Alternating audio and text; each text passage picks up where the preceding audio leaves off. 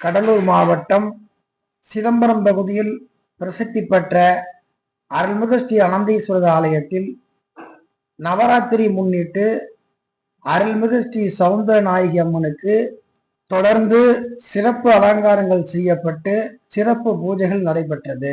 இன்று நவராத்திரி 11ஆம் நாள் உற்சவத்தை முன்னிட்டு அருள்மிகு ஸ்ரீ சௌந்தர நாயகிக்கு காமதேனு வாகனத்தில் அமர வைத்து சிறப்பு அலங்காரங்கள் செய்து சிறப்பு பூஜைகள் நடைபெற்றது. சுற்றுவட்டார பகுதி மக்கள் திரளாக கலந்து கொண்டு சுவாமி தரிசனம் செய்தனர்.